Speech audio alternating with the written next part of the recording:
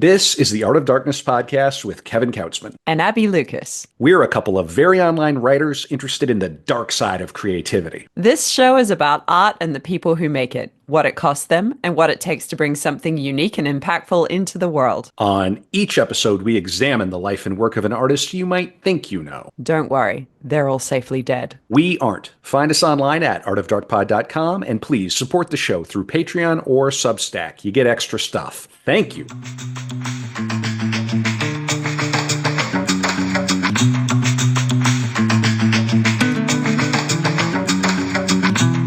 Yeah. All right, we are back in the dark room with another episode of Art of Darkness, the podcast about the dark side of creativity. I'm Kevin Kautzman, joined by a couple of people from the Commonwealth is taking over. We have Abby Lucas, originally from New Zealand, who hails from London. How are things in London, Abby?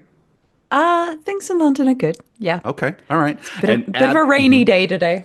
All right. Okay. Well, it's finally sunny here in Minnesota. And Abby yesterday recorded over 5 hours on Spike Milligan, who I had no knowledge of prior. That is on the Patreon and the Substack right now. We release the core episodes a week early if you want to get that. If you're chomping at the bit, go to patreon.com/Art of Dark Pod. That was a lot of fun, Abby. I learned a lot. I am preparing Picasso. But first, I want to introduce our guest because, of course, these dark rooms are all about our guests. And today we have Big Mac McCarthy, the musician, the Twitter personality. Mac, welcome to Art of Darkness. I think longtime listener, first time caller. Is that right? That is true. Yeah, that is a fact. I've been following you guys for a while since the original iteration, but yeah, very happy to have been invited on the program. Thank you. Oh, I'm so glad that you came. And the purpose of your visit is to talk about the great Ernest Hemingway, and we will come around to that. And I think that's a fine sort of subject to cover as I prepare Picasso. And so we'll anchor this conversation around Papa Hemingway. But I saw that you have a new album. The album is from your project Heavy Body. I am very fond of this album. Very good. It's sort of like it's sort of like old school rock and roll, melodic rock and guitar driven rock and roll with a bit of a dark side, a bit of an edge, which of course our audience I think will appreciate. You got a cover on there. You have some very interesting guitar sounds that I quite appreciate. There's the one song, I think it might be the second one on the album about, is it I Had Some Help? I had some help pulling that bottle off the shelf. It's very very relatable, very Hemingway style music. But anyway, so you released that album, and so we thought we'd have you on. Tell people about yourself. Tell people about the album. Where can they find it? Yeah, sure. So that's Heavy Body on Spotify. It's how I've been making songs the last couple of years. This is actually a covers album, which I really like the idea. Oh, it's all covers. Oh, okay. Yeah, this record is I do write songs also, but this is just kind of like an exercise in kind of reframing them.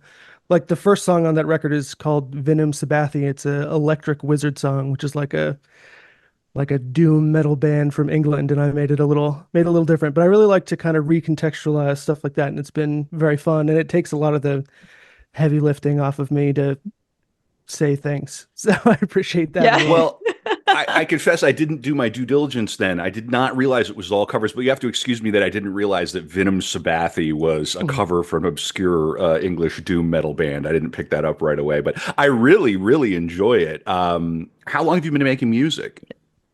I mean, I've been doing it since I was a kid. It's always been kind of my primary means of expression, I think, my big hobby.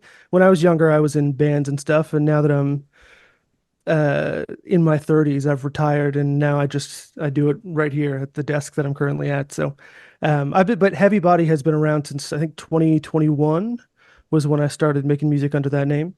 And yeah, it's been pretty cool. I like to do it. I like to play.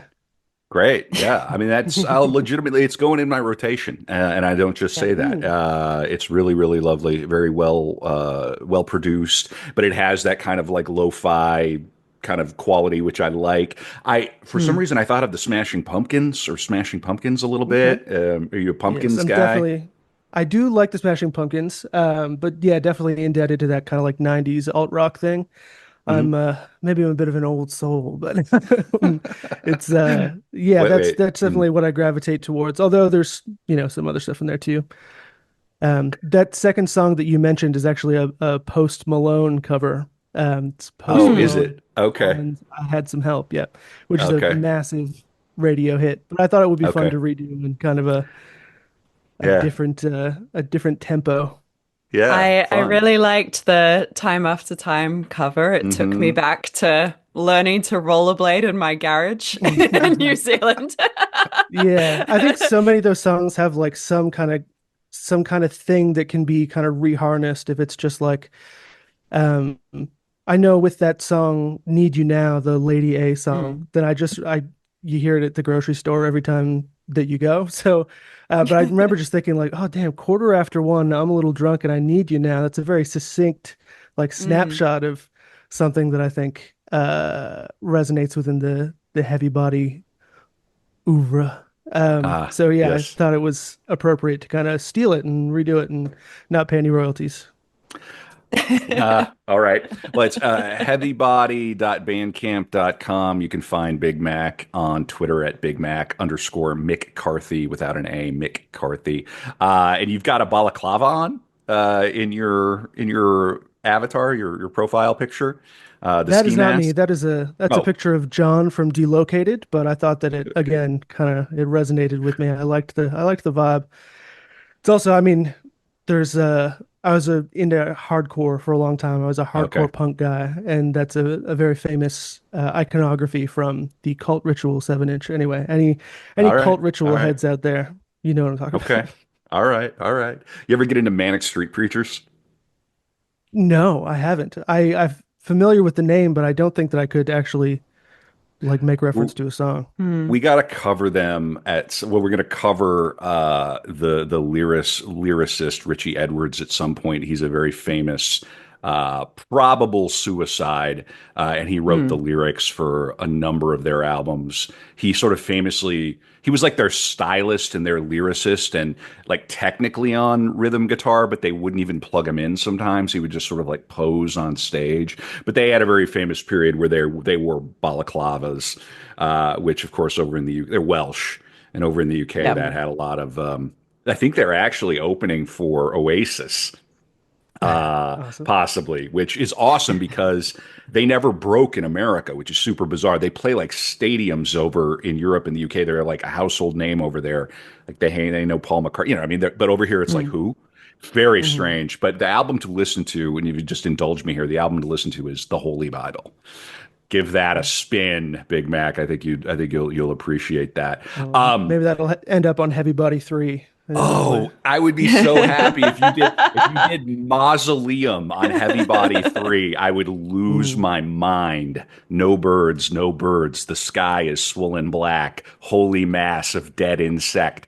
On that note, I hope everybody's having a blessed Palm Sunday for those who observe. It's almost Easter, and for those who are Christian and among our listeners, I hope you're having a wonderful Palm Sunday. Mac, you're in Nova Scotia. I am, yes. Yes, East Coast. All right, Abby. I was just gonna say the vibe of the music reminded me a bit of some like Scottish bands from the 90s and early 2000s. And I'm just looking at a carousel of pictures of the like landscape of Nova Scotia, and it looks a lot like Scotland. Do you think the landscape of where you're from helps inform the style of music that you do? I guess, yeah, just a kind of general depressive atmosphere. Definitely. Nova Scotia actually means New Scotland, so there is some Ah! common lineage there as well. Um, but yeah, I also just I understand you being confused about it not being a covers record because it is a self-titled album, which was Mm. just a little joke to myself Yeah, to have a yeah, self-titled record on which I wrote none of the songs. I recognized at least two or three of them as covers. Mhm. yeah, yeah. Yeah. Why is the project called Heavy Body? It was really just I was when I started writing songs, it was during like COVID lockdowns, and so I had been paying like $1,400 a month to live in a basement apartment and see no one. And so I ended my lease, went and moved in with my mom or my whole family, and stayed in my childhood bedroom for a while that my mom had reconverted into what she calls the mom cave. It's like her craft supply storage closet. And so Nice. on the wall, I just saw the acrylic paint that was heavy body, and I was like, Ah, I like that Ah. sequence of words. yeah. Um, and Heavy there's body. a hop along song called "Lament of a Mattress" that talks about like a breakup from the bed's point of view that I always really liked. And Hmm. it said there's a line and it says, "Now I am free of two very heavy bodies," and I always really liked that line too. So it's just That's beautiful. a bunch of things in my brain all clacking together like pinballs. Very cool. Well, Thank you. anybody who comes on the dark room picks a topic. We love hearing from people who have things to promote, artists, artofdarkpod at gmail.com. And you said Hemingway. And you specifically said you want to talk about him as a point of influence and that you think he's a good author for young men to read, probably young people to read, Mhm. because of the noteworthy restraint that he showed, even though in his own life he did not show such restraint. So we're going to talk about Hemingway, and we're gonna talk for about an hour here on the main, and then we will go take a quick break, then come back on the After Dark for Patreon. And I've saved a little bit about the Garden of Eden, the last gender bending novel, and I also Mhm. have some of his poetry, Hemingway's poetry, set aside. So I thought we could all read some poems on the After Dark for patrons. So if you want to support the pod, patreon.com/Art of Dark Pod. But let's hand it over to you, Mac. Like, what do you think about his influence, like in terms of, let's say, your songwriting, and also just like, and I say American, including the continent of Canada, right? You're Mhm. in America, right? So just this our style, the vernacular of Americanese. Maybe speak on that a little bit. Yeah, I started with Hemingway in high school when we were made to read The Old Man and the Sea. And there was a lot of like protest, I think, among the other people in the classroom because it's like, I don't want to listen to this Mexican guy fish or whatever, there Yeah. was some resistance to it. But I remember just being like really hooked, if you'll pardon the pun, by it for whatever reason. And like right after he catches the fish and then it says it was an hour before the first shark hit him. I just remember being like blown back in my seat by just, you know, the simplicity of that turn. And it was like the page turn in a comic book. It was like a jump scare on the Mm. page. And I remember being really taken by it. And just like how the story ends kind of sadly and there's like a resignation to it. Yeah, I was really drawn to it. And I think that there are a couple things for young men who start reading. I think Hemingway is one of the like entry level examples of like hoe scaring literature, which I think is something that men gravitate towards. There's like Hemingway and I think Vonnegut at the same time. And I was an edgy teenager, so I was super into like Chuck Palahniuk. And it's just like things that if you try and explain to someone who isn't like in the know, then they're like, well, why? Like that doesn't sound very fun. Mm. And yeah, I think that Hemingway, for me at least, taught me when to shut up, which is something that Ah. I'm not always the best at Mm. in my own true personal life. Hmm. But I think maybe like Hemingway, it's something that I try and practice when I'm actually making a record or, writing a story or something like that. Um, I have a tendency to ramble and to keep going and listen to myself talk. And Mhm. that's something that I can get under wraps a lot more when I'm actually thinking about it and putting it down on paper. I think it's Famously, a good well, lesson for young men across the world. So, right, Yeah. sure. He was the definition of sort of mid-century American masculinity, and it was a period where you could be a man's man and also be a literary man, and that seems to have sort of evaporated. There was a recent article in Unheard about this podcast scene that we have going on. If you want to read that, Matthew Sinai wrote this. It's "The Literary Man Isn't Dead. Podcasts are the new salons," and I may have a couple of quotes in that if you want to go give that a read. But Hmm. maybe we could talk a little bit about the masculinity question because that's always very juicy. I thought too we could maybe look a little bit at A Movable Feast. Are you both familiar with that? With I the haven't Paris read it, but I memoirs? am Oh, Abby. familiar with it. Yeah, Oh, please. same boat. Yeah. You neither of you were familiar with A Movable Feast? Oh my gosh. Well, let me be the so just a little bit about me. I so History Theater over here in St. Paul is one of the better regional theaters, and they do history plays with a Minnesota connection typically. So they'll do the play about um oh, like the bank robberies in Northfield and Jesse James, like he famously his gang got shot up by a bunch of Swedes in Northfield because they tried to rob the bank. So they'll do the musical about that, and it's really good. But so I they commissioned a play for me about Hemingway because Hemingway famously had 2 rounds of electroshock therapy at the Mayo Clinic in Minnesota at the very end of his Mm. life. So I spent 4 or 5 abortive years writing this script that never was produced. I may have to do it. We may have to do it ourselves. Believe it or not, my theater company may take it on because I think we could. It could be a banger. I'm actually quietly waiting for a couple of my actor friends to kind of age up a little bit because I have two roles. I'm like, when you're 60, this is going to be awesome. You can be merry. Yeah, right. Of course. Yeah, exactly. Mary Hemingway. But A Movable Feast is a complete banger. And if you get a copy of it, you want to get the restored edition because Mary Hemingway, famously, the last wife, famously was a rather aggressive editor. And this is the sort of closer to what, but this is a fascinating memoir. It's one of the greatest memoirs ever written. So wait, who restored it then? Oh, I can't recall. I probably the estate, probably the Okay. family. Yeah, yeah, yeah. But this was what he was working on at the end of his life. But it's about the beginning. It's about him in Paris with his first wife. Do you mind if I read a para or two just as No, go to give ahead. us a Oh, little please. context? Okay, Mac. We'll get you to read a poem on the After Dark. So the first chapter is "A good cafe on the Place Saint Michel. Then there was the bad weather. It would come in one day, and when the fall was over, you would have to shut the windows in the night against the rain, and the cold wind would strip the leaves from the trees in the Place Contrescarpe. The leaves lay sodden in the rain, and the wind drove the rain against the big green autobus at the terminal, and the Café de Amateur was crowded, and the windows misted over from the heat and the smoke inside.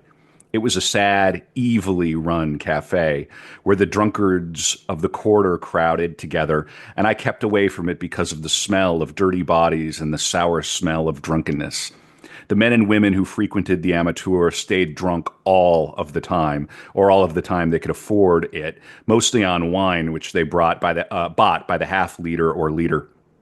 Many strangely named aperitifs were advertised, but few people could afford them except as a foundation to build their wine drunks on. The women drunkards were called pauvrottes, which meant female rummies. And it goes on like that. Uh, you can about imagine there's a lot of drinking in that, but this is it's a wonderful recounting of his first marriage and his life in Paris and becoming a writer. I think it's very fun And too. He starts it out in the Cafe of Amateurs. Yeah, go ahead, Abby. they were found in a trunk in the Ritz, right? What were? A lot of the stories, his notebooks and Well, things. oh, I think that may have had because famously Hadley lost a trunk of his material. Hemingway's lost short stories were they found, Abby?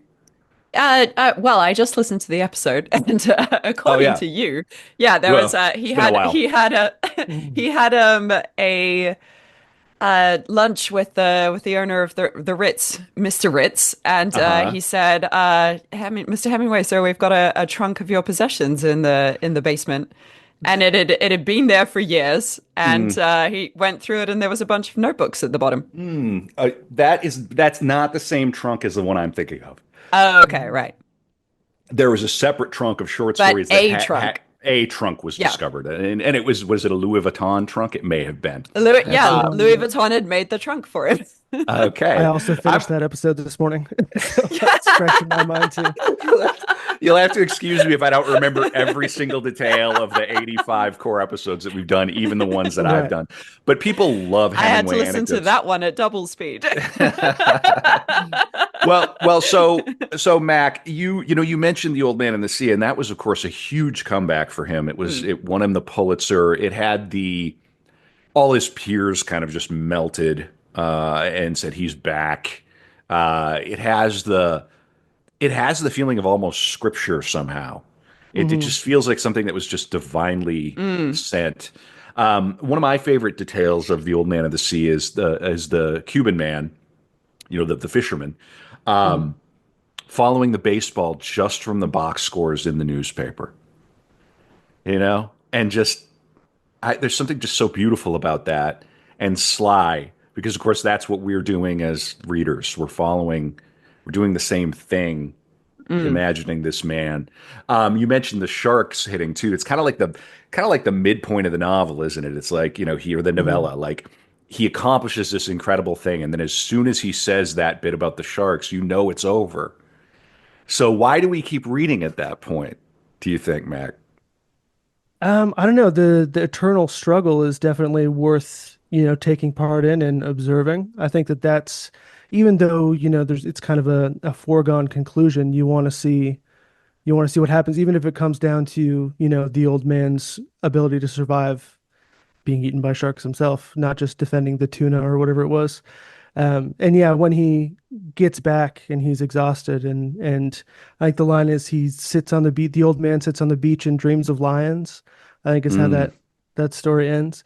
And I always just mm. thought that even there was still like a romance even in that defeat that I found really appealing. And that's something also that I've kind of taken into my own writing is that kind of like you know that feeling of resignation to it is what it is, this is how things shook out. And I think that there's a certain amount of that in a lot of Hemingway's writing, a very matter of factness.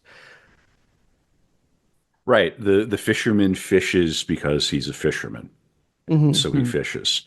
And that stoicism, but also the Sisyphean, the Sisyphus kind of the boulder up the hill. Like the tuna is always going to be eaten by these sharks. We know it,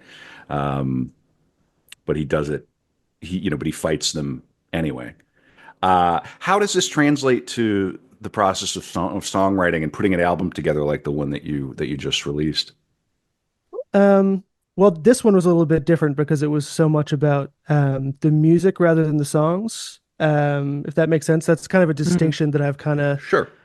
made before, is between the act of making music and the act of writing songs. Um, and so I think in when I write a song, that I'm trying not to be too wordy, although I think that there is, a style that people can, achieve that in. But it's kind of that kind of terse declarative style um, that I really like in terms of just the way he puts words together. That has been an influence on me. But I think even more so, there's that kind of like the things that you leave unsaid, like the whole iceberg theory thing. Hmm. Like the Mm, words on the page are not the entire story. And that's mm, Right. something that I've tried to achieve as well. Like I have a song called Old Lang Syne on my album Two, and the opening lines to that are "Come what will, I have made myself easy to kill," and it's a song about drinking too much. And so to try and kind of like immediately have that, like that was my, it was an hour before the first shark hit him thing. I just wanted to like really punch at the beginning and then have people kind of try and like understand what I was trying to say by that without me having to explain it. And I think giving the audience room to like to digest, a line or a song or a verse or whatever it is. Hemingway is really good for that. He doesn't over explain. And I think that, explaining what you're trying to say is the easiest way to diminish all meaning of the words that you said. Yeah, and just to reiterate, I mean, I've got some copy here on the iceberg theory. It's just saying less, meaning more. Hemingway believed in Mm-hmm. omitting extraneous details so that the implicit truths would shine through. He called his style the iceberg theory. The facts the thing that happens floats above the water, the supporting structure and symbolism operate out of sight. And Like with Hills Like White Elephants is one that I reread last night. And that one is like ostensibly two people in a relationship talking about whether or not the woman is going to have an abortion. But mm, he never says abortion. I don't think that you could really do that in Mm. 1927. Um, but that's clearly what it's about. And then you have to kind of infer where each of the characters is at regarding this conversation um, by the words that they say without actually saying anything. And I think that that's something I like in movies as well, is when they do that, they kind of infer rather than directly state. There was that whole like the mumblecore movement in the early 2000s, which was a lot of like improvised dialogue and really they were all movies about just like human dynamics. And it was something that I really liked about those that I think I find, especially in that Hills Like White Elephants. I was really, that one flattened me last night when I read it. I felt like a penny on a railway track. It was, it was, there was a lot of heft to that one that I think I had maybe missed when I read it as a younger person. I pulled up the PDF just now, and it begins with the two of them. They're in Africa, and they order a couple of drinks, and he's trying to deter her, I think for maybe the obvious reason. Mm. And she says, big ones, right? So they're already negotiating this thing that is unspoken. It just occurred to me So, too. Yeah, go on, Abby. so it's playwriting as prose then. It's all subtext. A lot of it is. I mean, it would be interesting to think about his what in theater influenced Hemingway would be an Mm. interesting thing to think about because we tend to think about Hemingway as having influenced everyone else. We maybe don't talk enough about Hemingway's Mm. influences. I would have to go back and dig a bit, but I mean, he's a Midwestern kid from a upper middle class family, a suburban family in Chicago. Spent a lot of time in Michigan. Up in Michigan is the name of one of his stories. Camping, hunting, fishing. A lot of his mother dressed him as a little girl for many years, and Mm. that stuck out to him. His father killed himself. I mean, and I'm just thinking about. He was also a journalist, and so one of I Mm. think his coups was bringing that sort of journalistic style to Mm. fine literature, to high literature. That was Yeah, really the because you have trick. to be matter of fact and can't be too flowery about what you are thinking, unless you're Hunter S. Thompson, Well, which would well, come much later. that's right. It would come a little later, influenced by. But I mean, the thing about Yeah. Hemingway, and this is often said, but it's worth reiterating that if you were writing for the newspaper in that period, you were writing for like an eighth grade education, a 10th grade Mm. education, and even now Yeah. today, like probably the average. In any case, like It's supposed literacy to be is an just average age of like 12 or something like that, something most like that. newspapers.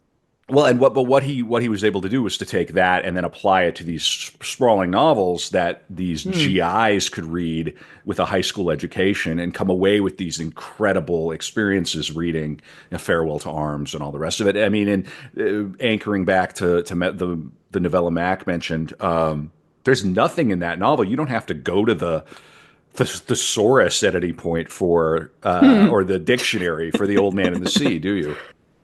Mm. There's No, something definitely about not.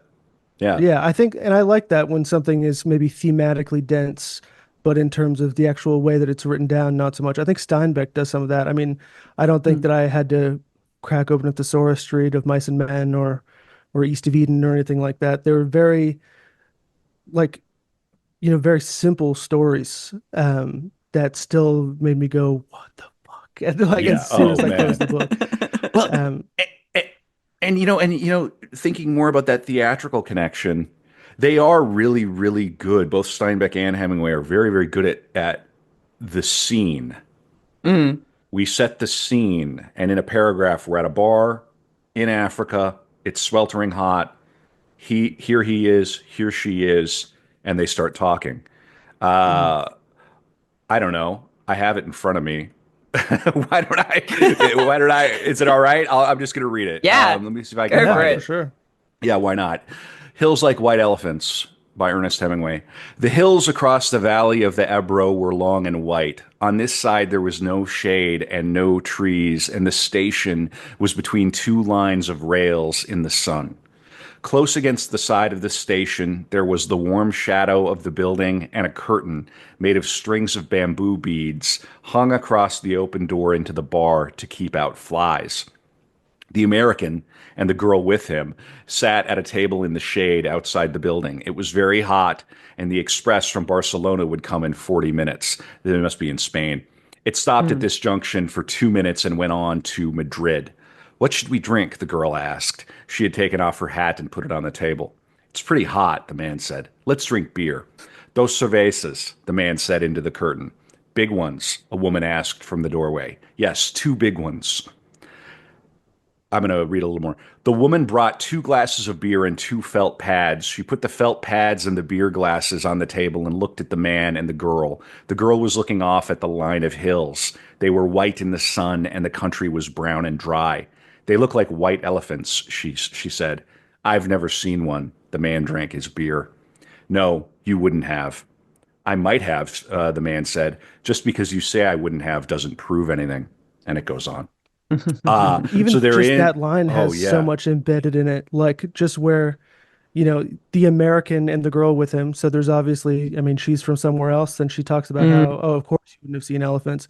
So it automatically points to some sort of like power differential between the two of them, which I guess would have been implicit in a man and woman's relationship in, 1927 or whatever it was anyway. But there's so much buried in that story that like to reflect on. I think at some point later in the story, he says that he only wants her to have the operation if she wants to, and she's like, "Do you want me to?" And he's like, "Well, it's up to you." And she said, "Well, I don't care for me. I only care for you." And that one, I felt like I Mm. got hit by a Subaru. It mm, was it was it was a tough one.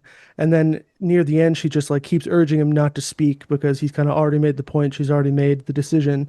And I think it's, up for interpretation. But to me, it's she's made the decision to have an abortion so that they can get back to having fun and talking about how the hills have white elephants and there isn't this cloud hanging over their relationship. And it it's a story told very subtly, but when you get to that point where you get the whole of the story and everything that's happened between the two people, then it's there's so much outside the boundaries of the beginning and end of the short story that you can just feast on. And I And love that. it's yeah, wonderful. It's 6 pages. I'm looking at it again. mm. And you're right, Abby. It is constructed very much like a play. It's a lot of dialogue. You could easily adapt it into a 10-minute play that would be probably riveting Mm. and topical even now. There's somebody having that conversation right now today, Right right? now. And the right now, and that the audacity to tell that in 1927. I'm going to write a short Mm. story about this. It's this and war, love, war, sex, death. These are my topics. Like, and I'm a young man and I'm writing. It's heavy, Mhm. Yeah, heavy I think this is bodies. why. Yes, it all ties together. Yeah, yeah, yeah. Um, that's one reason I think that I've really been drawn more to Hemingway's short stories than his novels. Although I did read The Sun Also Rises as well. Um, but the short stories, like you said, he sets a scene, and you can really exist in this one feeling that he's kind of prescribed to you, or this one question or conflict, and it's that's I have the like the collected works here, and I've every so often I'll just leaf through it again. The Killers is another one that I really really liked, which is the one that Tarkovsky made into a student film in Mm, university. Mm. But it's the one where two gangsters go into a diner and they wait to kill the boxer, who never mm, shows up. And then after this really tense and kind of like the pacing is really plodding and it's very suspenseful. They just go away without incident, and then they go to tell the old boxer they're looking for him, and he's just like, "Well, there's not really much to be done." He decides not to run, and but also not to like seek out. retribution or whatever. He kind of says it is the way it is. I fell in wrong, I think is something that he says. It's Sure. just like this is the way things are, and it results in his death. There's that video that goes around every so often of the Mexican musician. I think Mexican, maybe, but sort of Central American, South American, probably Central American musician who is on stage, and the story is that he was handed a piece of paper, and it's like the cartel is going to kill you, or something to that effect. And it's just Mhm. his reaction, and he just keeps playing. Do you know the one I'm talking about, Mac? I do. Yeah. I think that's the move. If you're a musician, if this is your entire life, then you want to finish out that last one strong, I think. Finish the set. Just Yeah, play finish the yourself set. out. Yeah, exactly. Exactly. The Have you ever band had on the any? Titanic kept playing. So, That's Yeah, right, yeah. right. That's right. Yeah, and the podcast went on. Have you ever had anything like that happen on stage to you, Mac? Not like death threats or anything, but I mean, you had any crazy stage incidents? um, nothing like that. I remember Well, thank I was God. in I was The in a cartel on after me. no, yeah, not a whole lot of cartel in Nova In Scotia, In Canada. Nova Scotia.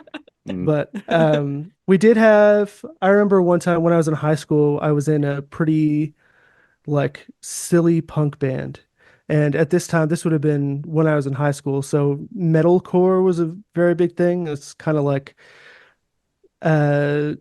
tight pants, swoopy hair, heavy music with screaming. And so my band, in their teenage wisdom, wrote a song called "Metalcore Sucks." And Uh-oh. in it they lifted a riff from like the popular band in our town, Oh and no. then so played it while they were there to mock them, and it almost came to blows. And I wasn't really, Ah. I mean, I like Diss metalcore, tracks. that's fine. But I did think it was funny, but I stayed out of it.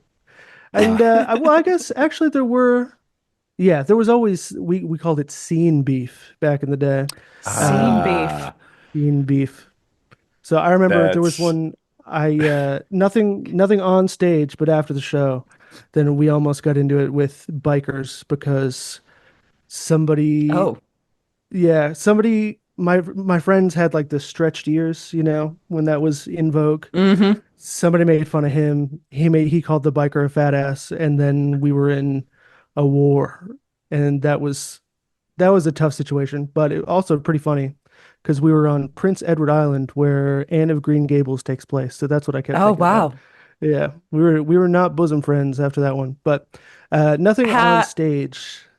how did your biker war get deaded? Um, squashed. Basically, well, Yeah. the cops showed up, but then they said you're not going to The make it off the cops. island.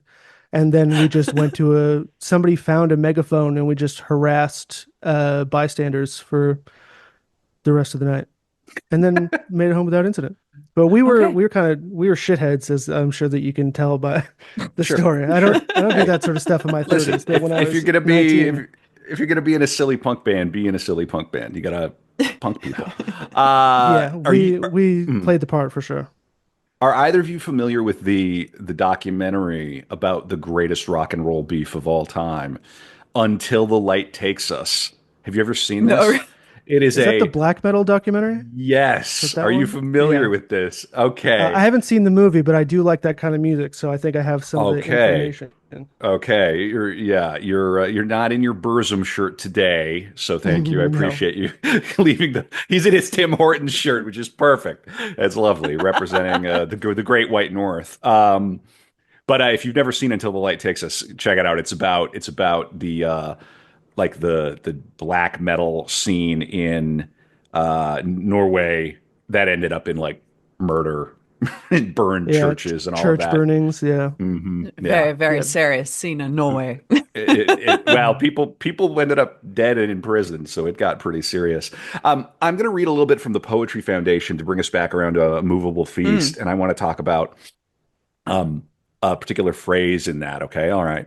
And I would encourage everybody, if you're looking for a place to start with Hemingway, yeah, the short stories are outstanding. But one thing I feel like maybe I neglected on the core episode is just how much of a fan of a movable feast I am. And I recall, do you remember when there was the Bataclan attack in Paris a few years ago? It was a terrorist attack on Eagles of Death Metal, that band, Oh, and a bunch of people yes. were Oh. killed. Yeah, and the Parisians were very. I mean, they attacked in America. It was a very American scene. My understanding is that after that happened, they couldn't keep copies of A Movable Feast on the shelf. Like that book Hmm. is just like an American in Paris. It is the definition of that. It's so beautifully written, and I want to talk about it a little more. Okay, this is from the Poetry Foundation. The writer's job is to tell the truth, Ernest Hemingway once said. When he was having difficulty writing, he reminded himself of this, as he explained in his memoirs, A Movable Feast. And of course, A Movable Feast is what we're coming up to. Easter is a movable feast. It's a reference to mass, feast days in the church that are not fixed. So Christmas, of course, is a Hmm. fixed day. Easter falls on a different day every year, right? A movable feast. I would stand and look out over the roofs of Paris and think, do not worry. You have always written before and you will write now. All you have to do is write one true sentence. Write the truest sentence that you know. So finally, I would write one true sentence and then go on from there. It was easy then because there was always one true sentence that I knew or had seen or had heard someone say. And then I want to read this phrase from the memoir: memory is hunger. Okay. One of the most striking lines in A Movable Feast is memory is hunger. And in A Movable Feast, he and his first wife, Hadley, would discuss different kinds of hunger, not just for food, but for experiences.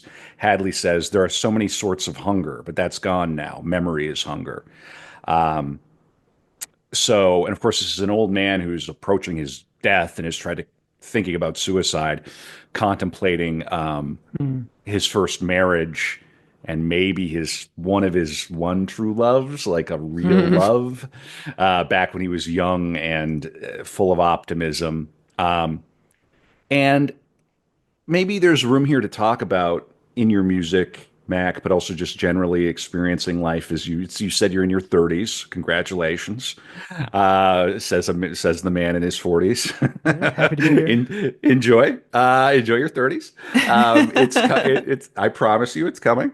Um, but what do you think about that phrase? Memory is hunger, and like how nostalgia maybe gets in the way of like those real feelings of yearning for a past that maybe never happened at all, but like the feelings that you remember.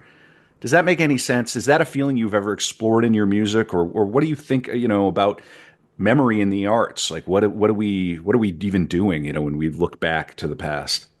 Yeah, well, I think that a lot of the songs that I write are kind of reflections on certain points of my life, and kind of like, when you're not in a situation, then you can think of all the different ways that you could have handled it. Especially, Oh, I'm an indie rocker, so it comes down to, romantic relationships more often than it doesn't. Um, but yeah, I can definitely be somebody who's bogged down by nostalgia, especially when there's like a regret tied up in there or like a guilt, then that hits me where I live for sure. I've got there's a lot of songs that follow this theme, but I've got a song called 3-4 that also makes reference to a Francis Bacon painting, the ah, three studies for figures at the base of crucifixion.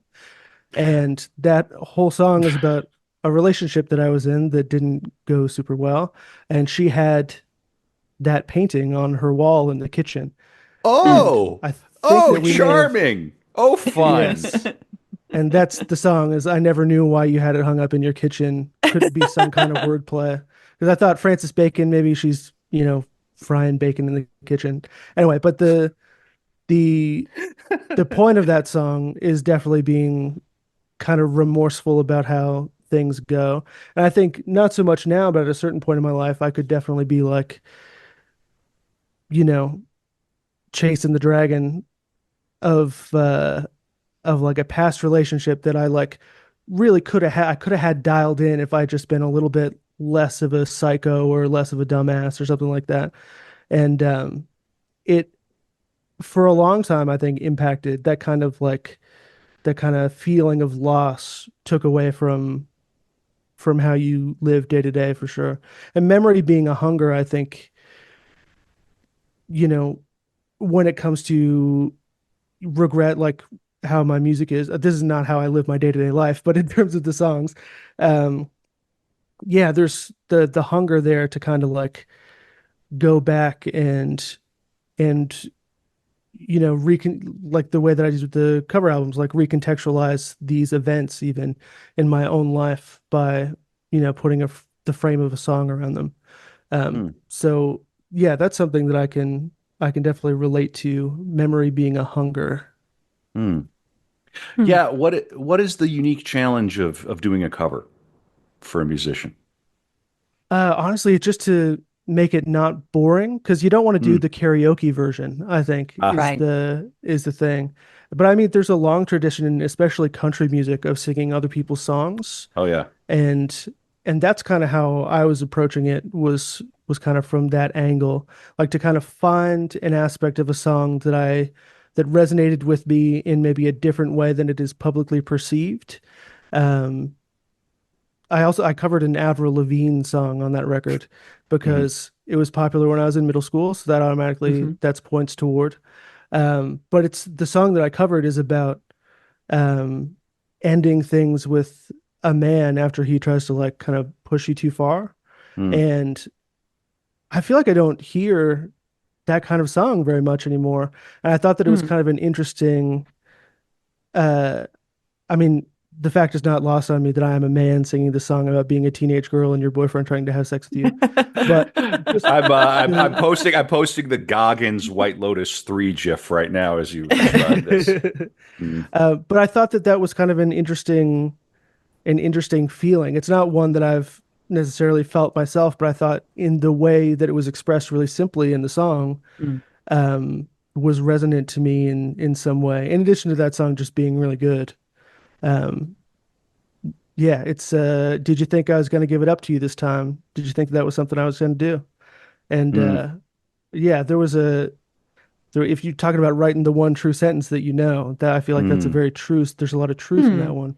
Even if mm. it's not necessarily mine, I thought it was worth kind of, echoing. It sounds to me like you're finding in these songs, you're finding your truth in them, and then singing that, and Hmm. not like you say, you're not doing the karaoke version. Yeah, so it goes Yeah, I'd beyond say. mimicry. Yeah, that's cool. When you sit down to write a song, how does that even begin? You just like, okay, I know all my chords and here's a vibe. I mean, how does That's it part of even it. work? Yeah, yeah, Meaning yeah, yeah. the vibe is key, I would say. The vibe Mm, is priority number one. But so hmm. often it'll just be like I will have a thought and I'll be like, oh, that sounds like a song lyric. Like the Old Lang Syne, the song that I talked about a little earlier, the Come What Will, I have made myself easy to kill. Mm. The I had just watched Leaving Las Vegas, which will really get you thinking about drinking too much. Oh yeah. But it was kind of like, come what will, I have made myself easy to kill. It was like, I'm not suicidal, I'm not, I'm not on a self-destruction bent. But what I could do is make it so that if somebody really wanted to kill me, it would not be that hard. And so I'll just Mm, drink myself to near oblivion instead of complete oblivion, and it removes some of that last push that you need to get over the hill. And I thought that mm, that was kind of an interesting, I feel like people talk about the self-destructive aspect of drinking a lot, but I thought that the kind of passivity of, you know, come what will, and I have made rather than kill myself, I've just made it easy to kill. So I thought the mm, passivity of that, with regard to like alcohol addiction, was hmm. kind of a specific slant to that kind of story that I thought was, um, maybe more resonant to me than it's just like, how do you spell relief? I spell it Drunk, like David Allan Coe, Mm. you know. Mm, hmm. Sure. Although that song rocks also. But yeah, I think it's a very specific feeling expressed universally is what I kind of like. Yeah. That's the kind of that's the kind of thing that I try and achieve when I write a song. Or like I have a song called "I Think You Met Me at the Worst Possible Time," which is I that was a real sentence that I thought and felt and deleted the text that I was about to send when I had the inclination. Mm, um and that's something that's repeated in the song, I think like 16 times or something like that. But that song started, and the first line is I found my bag still packed for overnight. And I had Mm. that thought when I went to my closet and I found my bag packed for overnight a month after I ended a relationship. And mm, it really just got me thinking, I think. And that song is probably my wordiest. It's like 9.5 minutes long. mm, Uh, Wow. and so, yeah, and like very slow, and that repeated refrain. But yeah, I think for me at least, I have a thought, and then I get that down, and then I try and collect all of the surrounding thoughts to this one feeling that I've had, even if it's just like kind of a snapshot of a particular regret, um, mm, and try and find the right words to communicate that. And it's very much about, it takes me a long time to write, even if it's not songs, because I need to find exactly the grouping of words and put them in the right order, um, to mm. convey exactly what I want to, which is again why some of the load is taken by doing a covers record every other year or so. All right. Okay. What is it about artists that you think that where the addictive personality is so often paired with great artists? Is it just a numbers game? There's just enough human beings who go through that in their lifetimes that, but it seems that artists particularly, can struggle with it. Well, memory is a hunger. So when you're Mm-hmm. thinking about all Mm-hmm. these stuff, there's a lack there. Mm, Like I feel like if I didn't ruminate so much, I probably would have no cause to write a song in the first place. And I think that maybe that creative spark for someone who needs to express something is, maybe expressed through song or writing or what have you. But there's also an interim solution, which is, to kind of numb that sort of hunger. And I think that that could be done temporarily with alcohol or, you know, heroin, hmm. promiscuity, Yeah, video Fortnite, games. whatever you got. Yeah, Yeah. Fortnite. Mm. Yeah, right, podcasting. Um, one thing I and I say this to anybody out there, especially younger people, that there was a period in my time or in my life where I realized that a good chunk of regrets are just desires. If you're in your Mm. 20s or your 30s and you're going, boy, I wish I had XYZ, it's like, well, are you dead? Like, do you know? Like, okay, so what you're really feeling is a yearning for something now, not, oh, I wish I had done it then. Like, some of those things are there. Some of those things you can't change, right? Mm. Um, but it's helpful to parse regrets from like, boy, I was a real shithead. Well, you can't change that, but you can try to not be a shithead now, for Yeah. example, in any event. Um, but what do you think it is? Why are regrets so powerful for the art making process, just generally, but for you too, Mac? I think it ends up being at the forefront of your mind when nothing else is going on. It's to say, I'll still think Ah, about things that I said in high mm, school that were embarrassing, and mm. I'll have to like, like get that out of my head. Um, Isn't but that when horrible? it's It's so horrible, though, isn't it? Yeah, so, yeah. yeah, and so yeah, I think that you know, especially if you're like alone and unoccupied, then I think the mind naturally goes towards, or at least for me anyway, goes towards some sort of like, man, I wish that I had behaved differently. Hmm. Um, Right. and yeah, I think that's also a function of, I mean, I know I tweeted this the other day, but kind of ties into the Hemingway thing of like a lesson I think that all men should learn early is don't drink so much, and just about everything bad that happens to you is going to be your fault. And that's maybe reductive, but it's something that I think makes for a high output of mournful indie rock songs. And so it's a way I live my life.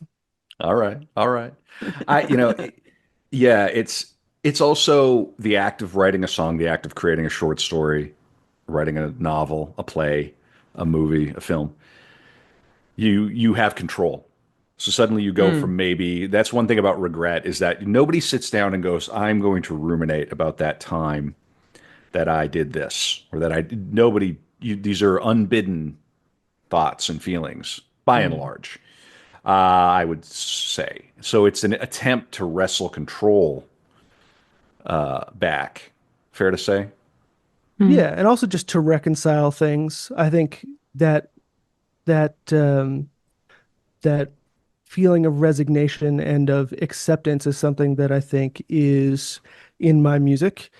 And I feel like if I can, if I'm feeling bad and I can write a song that, you know, acknowledges why and accepts it, then, that's it. You have the thoughts and then you sing them a bunch of times when you're recording into your laptop, and it kind of, emphasizes the point a little bit.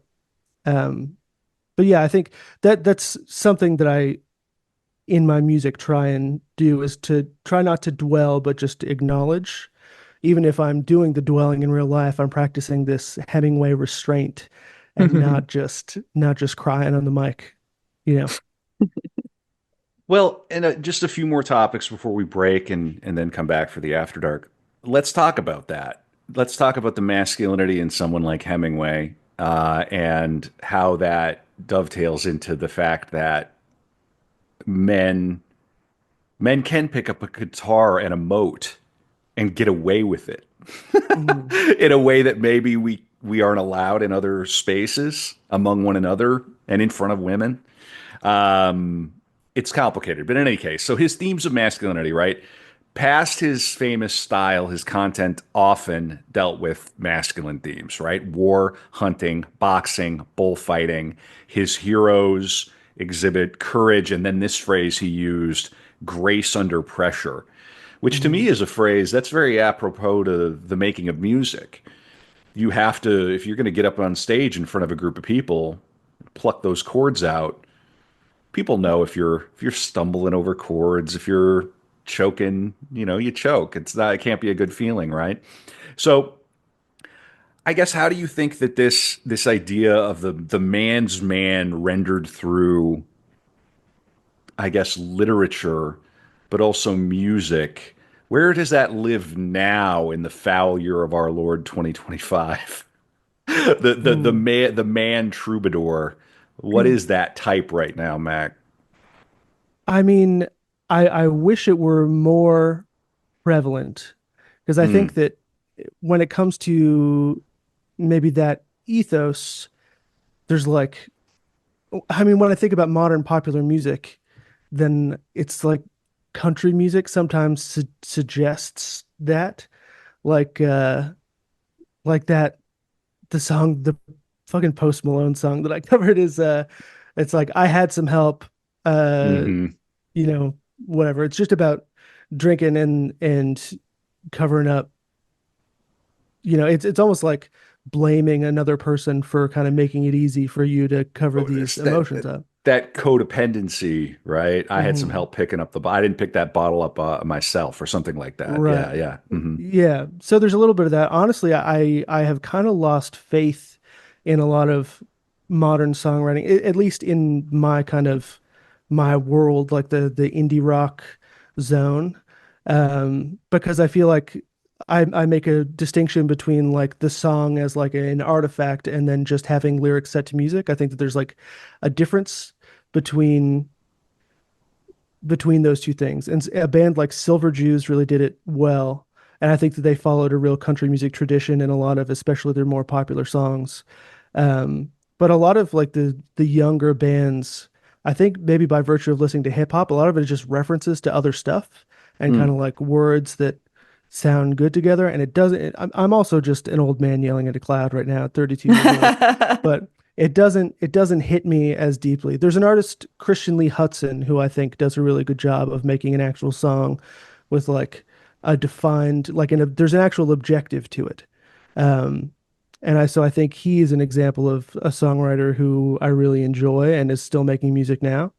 Um, but as in terms of that masculine ideal, I'm not sure if I see it so much. I would love to. It'll be me, heavy body, 2025. There you go. We're bringing it We'll back. bring it Um, back. well, thank you, Mac, for the album of covers, which is going in rotation, and I'll check out the rest of your stuff too. And everybody Please do. should, yeah, go listen to Heavy Body. Follow Mac. I'm going to put a link to his Twitter in the show notes. We're going to take a Mhm. quick break. We'll come back. You want to do another Mhm. 20 or 30 minutes, Mac? You got time? You good? I would love to. I also want to plug the Big Mac McCarthy Substack that I've got some non-song writing on there. Um, Heavily indebted to Big Papa, but Ah, all yeah, right. please check that out. Yeah, check out the Substack too. And of course, if you want to support the pod and listen to more, Patreon's the best place to do it. Abby's great Spike Milligan episode is there, the 4 hour core episode, and then the hour plus after dark. I am working on Picasso, and I am gonna, before we take our little break, I picked up the memoir of Marina Picasso, his granddaughter. Hmm. Pablo might be one of the bigger monsters that we're going to cover. It's going to Yeah. be awesome. I want to see if he takes Brando's spot as monster number one. Burroughs Brando. Right. But I'm going to read just for funsies. I'm going to read Marina Picasso, the intro to My Grandfather, as a tease for next month's core episode. All right. Is that all right, Mac? Do you mind if I read it? Yes, by all Okay, means. cool. Yeah. There's no running away from Picasso. I know that. I have never succeeded. But when I had my breakdown, I still hadn't realized this. It must have been 1 o'clock in the afternoon. I was in Geneva, driving down the Quai Gustave Ador in a steady flow of traffic, taking my children, Gail and Flore, to school. On my right was the Lake Geneva and its famous Jet d'Eau. The lake, the cars, the jet d'eau, and suddenly I was in the grip of a violent panic attack. My fingers Mm. contracted in an unbearable cramp. I felt a burning spasm in my chest. My heart was pounding. I was suffocating. I was going to die. I had just enough time to tell the children to stay calm before I collapsed with my head on the wheel, paralyzed. Was I going mad? I had stopped the car right in the middle of the road.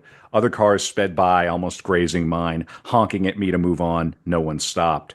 After half an hour of anguish, I managed to restart the car, park it on the curb, and drag myself over to the petrol station a few yards away. I had to call for help. I didn't want to be put away. What would happen to my children? You need therapy, the doctor said. Things were so bad I had nothing to lose. So began my analysis. It would last 14 years. 14 Whoa. years of uncontrollable tears, fainting fits, and screams. I writhed in pain as I inched my way back in time to relive the things that had destroyed me. Silent, then stammering, finally to express what had been buried deep within the little girl and then the adolescent and had eaten her alive. 14 years of misery to rectify so many years of unhappiness Oh, because of wow. Picasso. All right, so that's a teaser for next month's core episode. Pray for me. Sometimes the spirits of our subjects will come over us, and but I'll try to be on my best behavior. Big Mac, you're always welcome. It sounds like we should have you back for a Francis Bacon episode when you have another album. Ooh, that would be lovely. I actually got to see one of his paintings in Chicago this past summer, and I was told my girlfriend take me to see something spooky, and she really delivered. Which Hmm. painting? It's the the one with the hanging slabs of meat in the Chicago Art Institute of Perfect. Chicago. Perfect location, perfect place. I mean, Chicago was famous for the stockyards. The Mm. lot of that back in the day. All right, we'll take a quick break. We'll be back with Big Mac McCarthy and more Hemingway and Heavy Body. Thank you, Mac. Thank you.